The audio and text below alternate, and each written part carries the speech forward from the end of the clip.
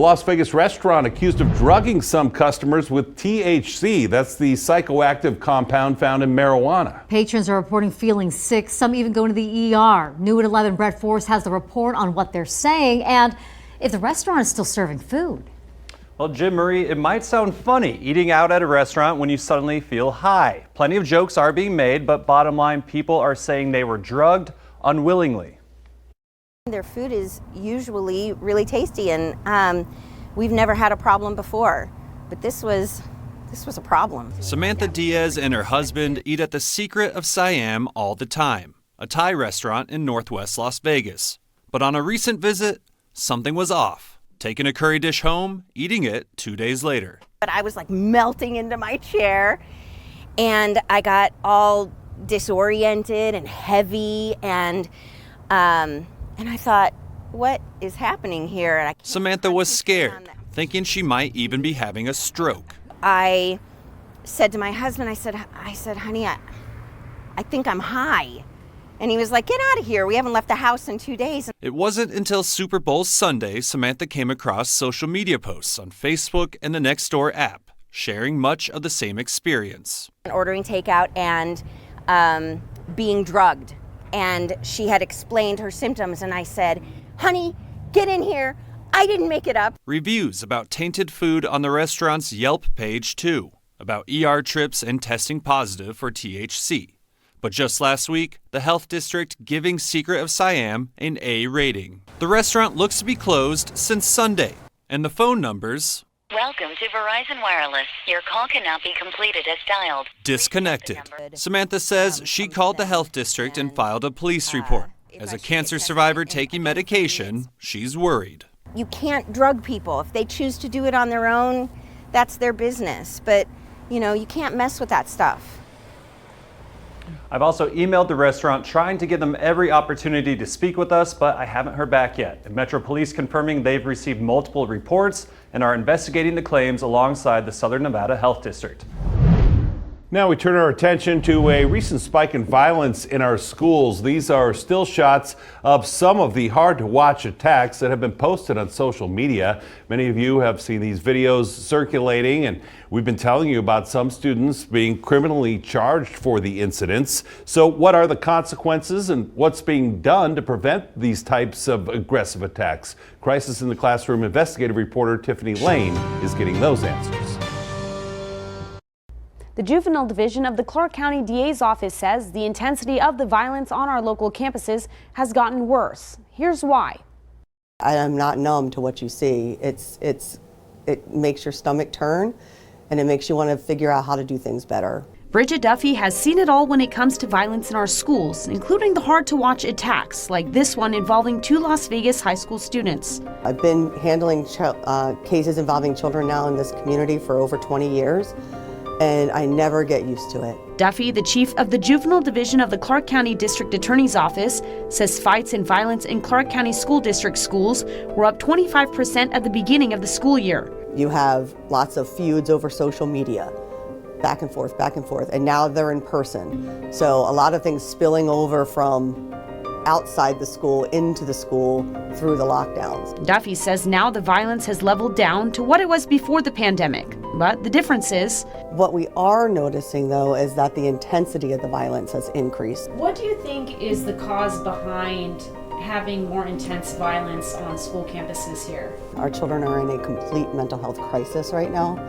There is a lack of resources within our state to treat that mental health need, and that level of trauma sometimes comes out in anger and aggression, and with it not being treated, it's intensifying everything. And there's this just complete lack of empathy that is being shown toward victims, when the victim's already down on the ground, just the continued pummeling of that child, and then a lack of just not respecting when authority comes onto the scene to break it up. While Duffy cannot comment on the consequences of specific cases like the classroom incident at Las Vegas High School or the recent incident at Legacy High School where a student hit a school secretary with a radio, she can talk about the juvenile system in general. Most fights that we see are misdemeanors and they're batteries. So whether you struck a child one time or a child strikes another child 10 times, it's a misdemeanor battery. When it comes to misdemeanors, Duffy says services will be provided to prevent the student from committing similar acts. However, in more serious cases, The victim of a battery suffers, say, a broken nose or a concussion. That then enters it into the felony level.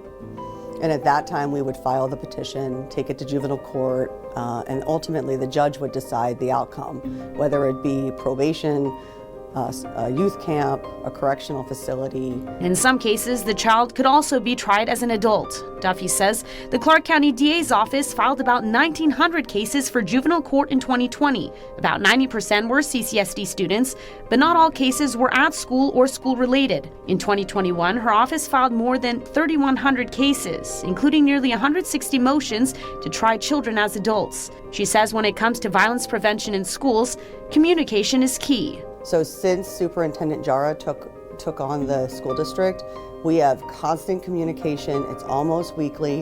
When events occur that are violent in nature. Duffy says the DA's office has also partnered with the 5 juvenile centers called the Harbor that provide services including to kids who show signs of mental health needs or increased aggression. And then we also do outreach. So when certain schools are what we'll call a hot pocket, where there'll be certain schools in our community that maybe a lot of fights are brewing, a lot of things are happening, we will go out, we being the DA's office, along with law enforcement and juvenile justice services, to try to calm it down and talk to people. I asked Duffy if parents can ever face consequences following violent incidents involving their children. She tells me if parents do not help in getting children into treatment when on probation, they could in some cases be held in contempt of court and receive jail time.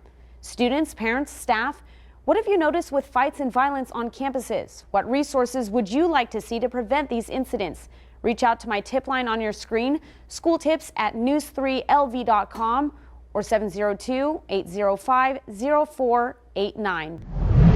Yeah, never mind the spike in gasoline prices. Finding a car to even fill up with gasoline is out of control right now. And News 3 Steve Wolford has been car pricing today with some experts and joins us now live with the numbers. Steve?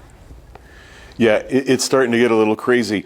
About a year ago, we started talking about new car prices going above MSRP because of the chip shortage. That obviously drove people into the used car market trying to get a better price.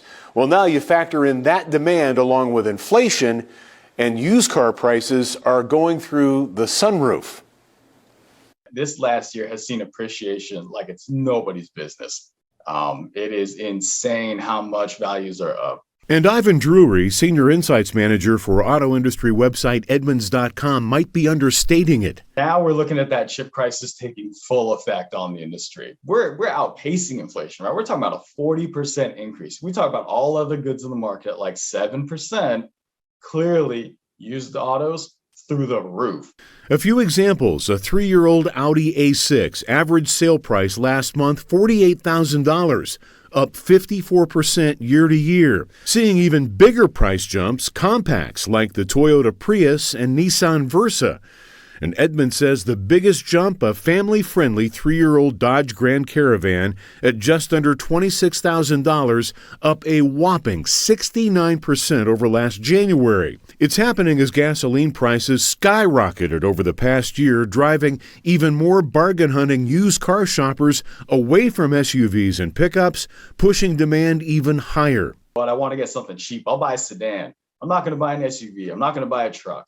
Well, guess what? Everyone else is looking there too. We're seeing that those cars that were traditionally lower priced, they've ratcheted up. And as transportation becomes even more expensive, RTC says it's ready to fill anyone's household budget gaps. Our prices did not change, even though there's inflation out there. Price for transit has not for mass transit have not changed. So if you just want to take a ride, it's $2 for a ride. It's $5 a day. So you might want to think about that as an option. The RTC also has monthly passes. They have on-demand service to Southwest and West Henderson. And they also have free Wi-Fi with access to the entire Clark County library system, including the videos. So it's a good way to ride out the transportation inflation, at least until car prices start to moderate again, which is expected to happen in another 6 to 12 months. Hi, everybody. I'm Reed Cowan from News 3 Las Vegas. We want to thank you for checking out our YouTube channel. Remember, you can always see more of our videos by clicking on the video links. And also don't forget to click that subscribe button so that you don't miss out on any of our YouTube updates. Thanks for watching.